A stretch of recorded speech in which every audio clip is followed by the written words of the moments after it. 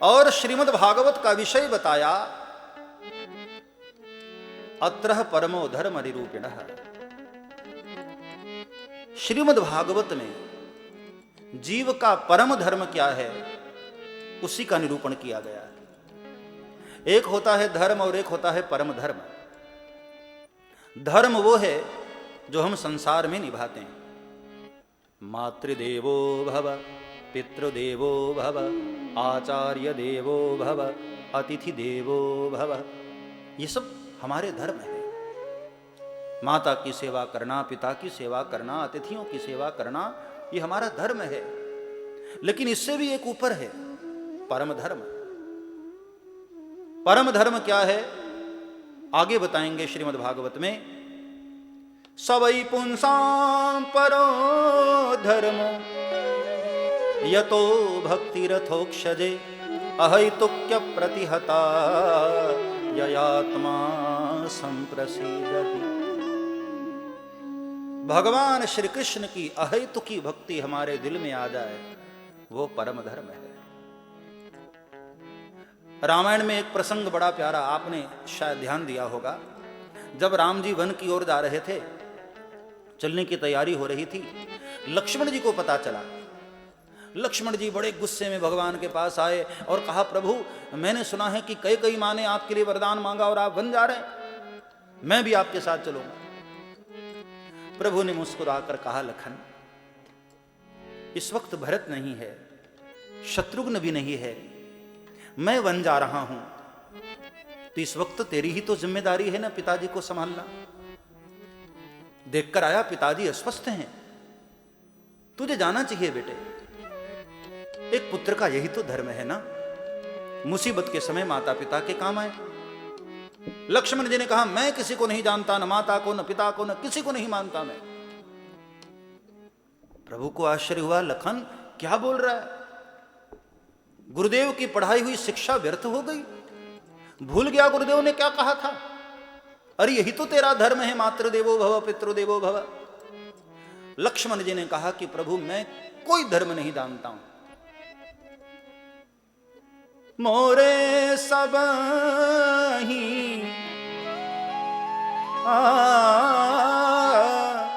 मोरे सब ही एक तुम स्वामी, मोरे सब ही एक तुम स्वामी, मोरे सब ही एक तुम स्वामी, मोरे सब ही एक तुम स्वामी। दीन बंधु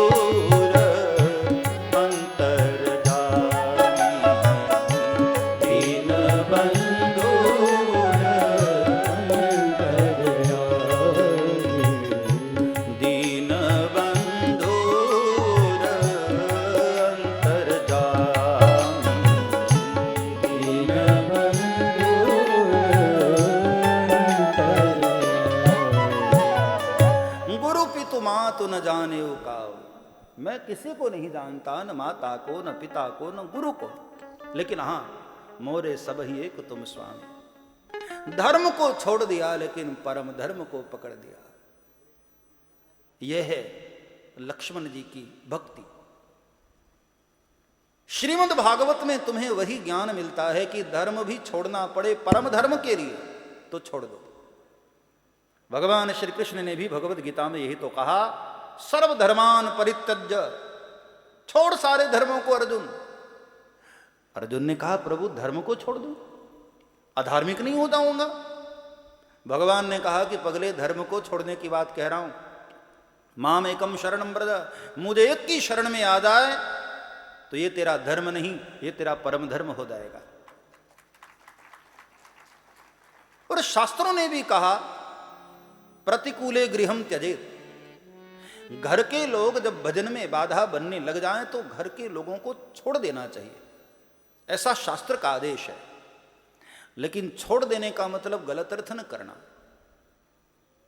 छोड़ देने का मतलब शारीरिक रूप से नहीं, मन से छोड़ दो।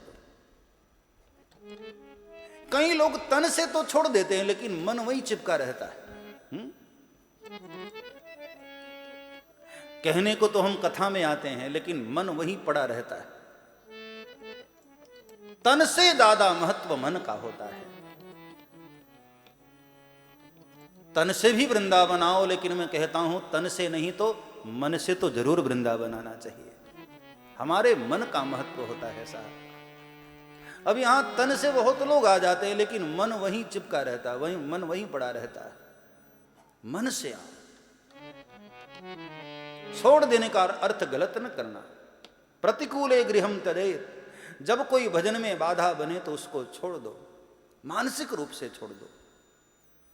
सर्वधर्मान परित्यज्य मामेकं शरणं व्रज, उसी परम धर्म का निरूपण श्रीमद् भागवत में किया गया है, जो हमारा हम सभी जीवों का परम धर्म है।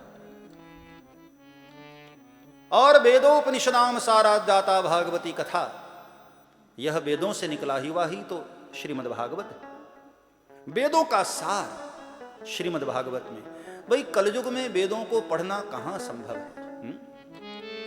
4 वेद हैं, लाखों मंत्र हैं, कहां पढ़ पाओगे वेद को? इसलिए श्रीमद् भागवत पढ़ लो। वेदोपनिषदाम साराद्दाता भागवती कथा, वेद उपनिषद और सभी शास्त्रों का सार श्रीमद् भागवत में। देखो, जो भागवत में नहीं है ना, वो कहीं भी नहीं है, और जो कहीं भी नहीं आपको मिलेगा वह श्रीमद् भागवत में मिलेगा। वेदों की ऋचाएं हैं साहब श्रीमद् भागवत में। वेदोपनिषदाम साराद्दाता भागवती कथा। स्वयं परमात्मा ही शब्द देह बनकर श्रीमद् भागवत के रूप में आए। श्रीमद् भागवत महापुराण की, कृष्ण कन्हैया लाल की। यह दोनों एक ही हैं। भगवान का नाम, भगवान की कथा, भगवान की लीला और भगवान का धाम, इन चारों में एक भी मिल जाए तो समझो गोविंद ही मिल गए। भगवान की लीला का दर्शन हो जाए, भगवान की कथा प्राप्त हो जाए, भगवान का नाम सुमिरन को करने को मिल जाए, या फिर भगवान के धाम में आने का अवसर मिल जाए, तो समझो गोविंद के मिलन से वो सुख कम नहीं होना चाहिए। स्वयं गोविंद ही मिल गए। तीसरे श्लोक में भागवत जी का स्वरूप वर्णन किया। निगम कल्पतरोर्गलितं फलं शुकमुखादमृत द्रव संयुतं पिबत भागवतं रसमालयं मुहुर्हो रसिका भुवि भावुका। निगम कल्पतरोर्गलितं फलं, निगम कल्पतरोर्गलितं फलं शुकमुखादमृत द्रव संयुतं। निगम कहते हैं वेद को।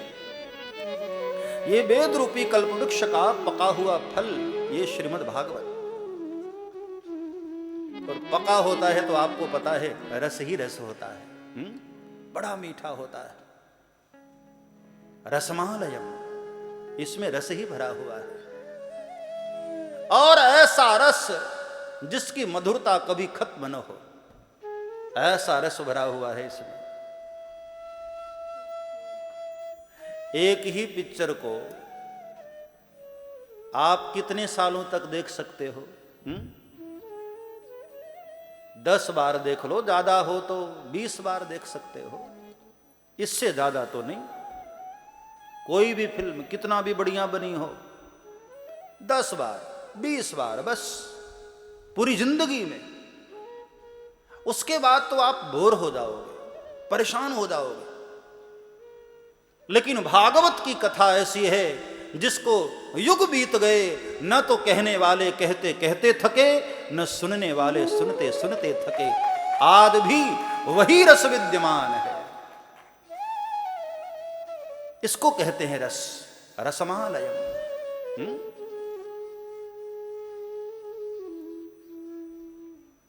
वो रस भरा हुआ है जिस रस की मधुरता कभी कम ना हो। सब्सक्राइब करें श्री चिन्मयानंद बापू जी के YouTube चैनल को और हमारे वीडियोस को सबसे पहले देखने के लिए बेल आइकॉन को दबाना न भूलें।